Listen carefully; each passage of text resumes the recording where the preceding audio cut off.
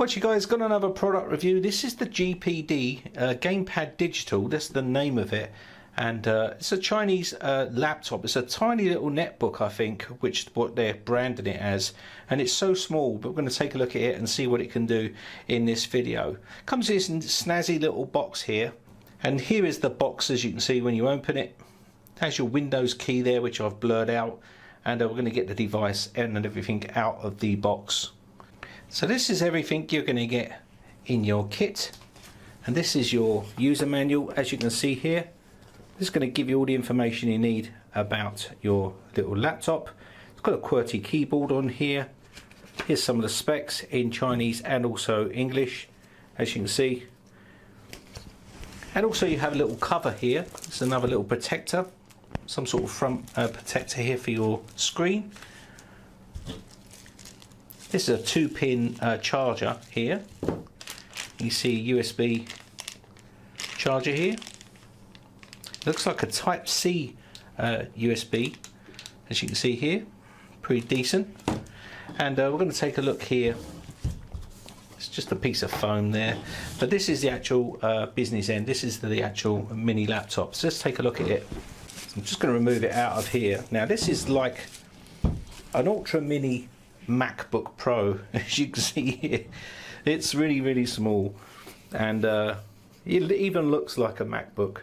It's so small, and you can see this is my hand, so it's the size of my hand. I've got pretty big hands, to be fair, and this is the size of the actual device, and this is all aluminium. You can see the size of it. It's very small, and when you open this up, you can see the front of it here even looks like a MacBook Pro, and you can see some sort of MacBook, and you've got these little rubber feet here, and maybe a speaker or ventilation, I would have thought there, and there is the hinge on this side here.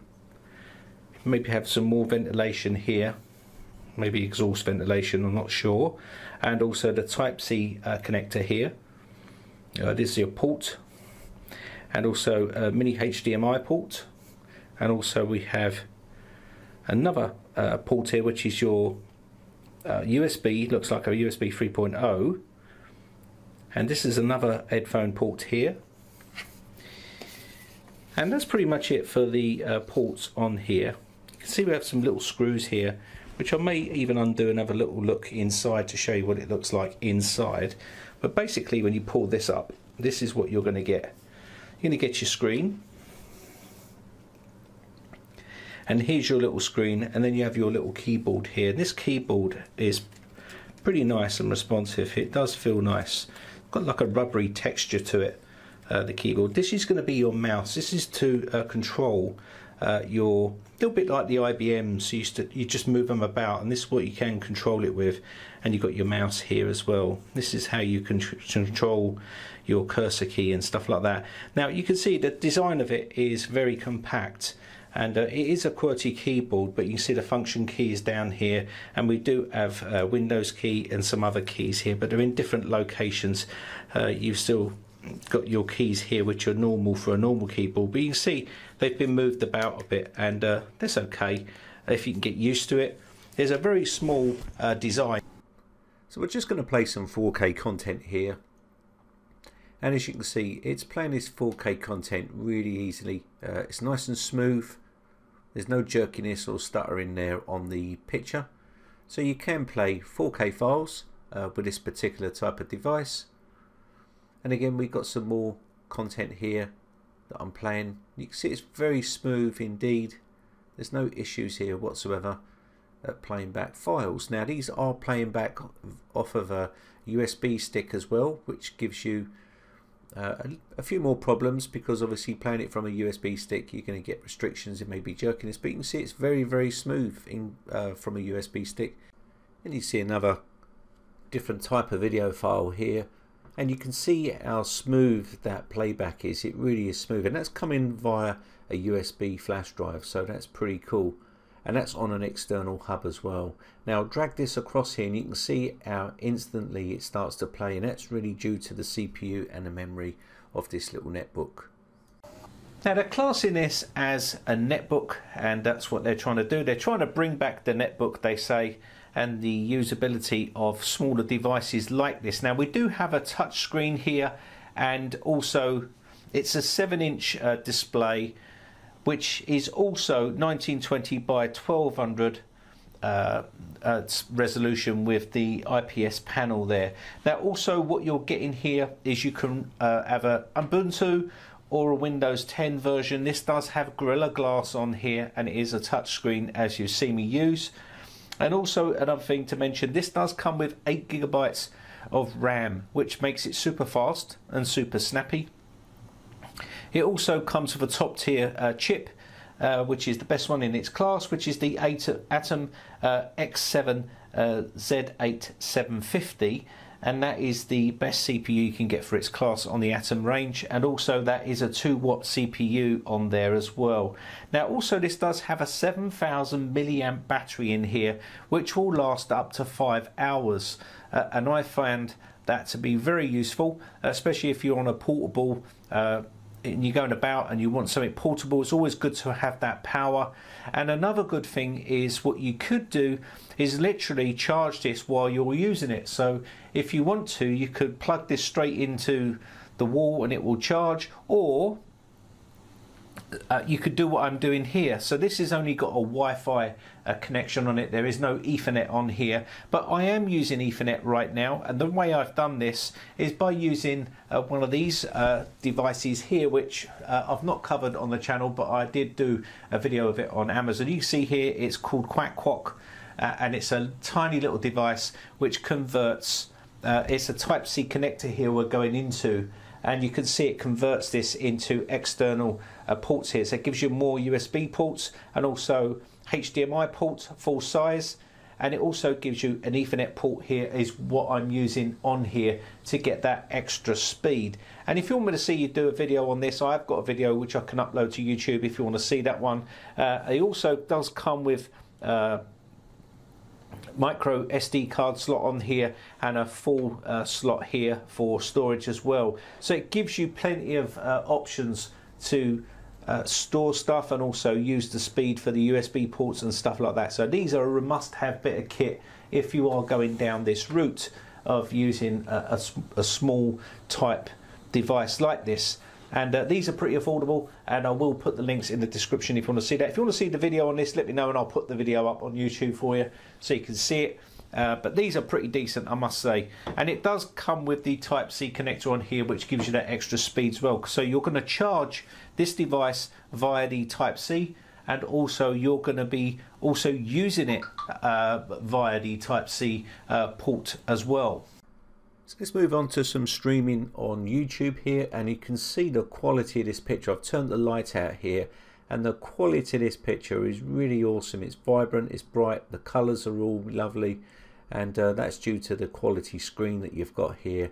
Now again, this is streaming down, and you can stream down on YouTube at 4K. I'll just quickly show you the quality settings here, which you can change, and you can see you can stream at 4K, which is awesome if you can stream down at 4K, which means it's great for all your Netflix and YouTube and other things that you like to stream on. So great results there. And use Kodi on here.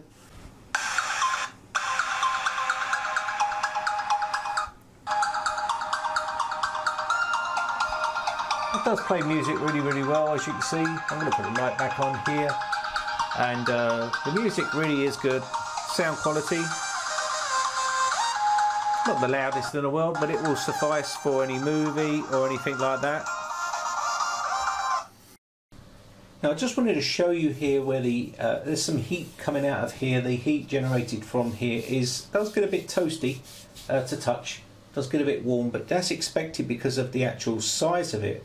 Now you have an exhaust here and here, I think, that's going to help. And you can see here, if I get some temperatures just on this back panel, and the game hasn't started playing yet, but you can see 35.6 on here as well, and also on the top here. I'm not sure if I can get that all on there. There we go, and that's 37.8, 38.8, 39. So around that sort of temperature around the exhaust here. and that's not really sort of playing any game at the moment. That's just lying here idle, loading up this game. It's struggling to load up World of Tanks here. As you can see, that's been taking quite a while to load up. And that is a problem with some of the games here. You may run into issues after long periods of playing games of this running very, very hot. I did run some games on it and it did get a bit warm. So you're going to have to bear that in mind if you're thinking this is just going to be a complete gaming machine. It's going to have trouble running some games and it will get a little bit hot. And that could cause performance, stuttering, shuttering and stuff like that with the device actually getting a bit too warm. So as you can see, the overall Geekbench score is on the single core we have 1142 and on the multi-core we have 3127. So there was the Geekbench score. Now, okay, so let's sum up and finish off what I actually think. I've been using this for quite a while now, a few days, and I've given it a thorough test in playing games and streaming content on it and stuff like that. And overall, I do think it's a pretty decent bit of kit. But it does have a couple of downsides, and I'm going to cover the positive sides. I think it has a really good display. The speed is pretty good. The CPU in there is pretty decent. You're getting plenty of RAM, 8 gigs of RAM, good storage as well, which I liked. So everything is there. Good build quality, aluminium, looks nice, and it sort of then stops a little bit, and then you have to sort of pinch yourself because there's a couple of downsides to this, and one of them is the price. It's £400, and that's a lot of money, or more than £400 for a unit like this, and that's a lot of money for someone to spend on something so small, and whether they're going to use it. Now, they are saying that they're trying to bring back the Netbook to its former glory, and they sort of went away a little bit, but they're trying to bring it back. But £400 odd I think is a lot of money for a device of this size. Again, there's a couple of downsides. The keyboard layout is very quirky. It is a QWERTY keyboard, but the W8 and S and D keys are slightly off-centered, as you can see here. Makes it very difficult when you're playing games. Also, it's not backlit, the keyboard. This area here can be a little bit tricky to maneuver around, but other than that, it is a pretty responsive keyboard. It's just going to take you a bit of time to get used to. Over the last few days, I've gotten used to using the keyboard, and it does take a bit of time. So there are some of the things. There is no camera on here as well, so you're not getting a camera for that sort of money as well, which I thought would have been nice to get a little small camera in there. But you do get a very good quality screen, Gorilla Glass and touch screen and stuff like that. I do like that about it, and good expandability with what we've covered earlier on in the video. So I do think that is pretty good. So that's pretty much about it really. Temperatures on here, which I have tested, run pretty okay. When you play games, it does get a little bit warm to the touch, so you've got to be careful because if you're running some hardcore games, taxing games, it will sort of get really hot because obviously you're pushing it to its limits, and it is a portable device. But other than that, it depends what you want to use it for really. But overall, I think it's a pretty good device, apart from some of those things that I pointed out there, which are small minor discrepancies for me anyway. I mean, there's sort of things that niggle me really, but it's not a deal breaker, if you know what I mean. There's ways around it if you want to go to that sort of level. Anyway, I'm going to wrap this one up. My name is Brian from briteccomputers.co.uk. I want to thank GearBest for sending this one over for review. Thanks again for watching, guys, and I shall see you again for another video soon. Bye for now.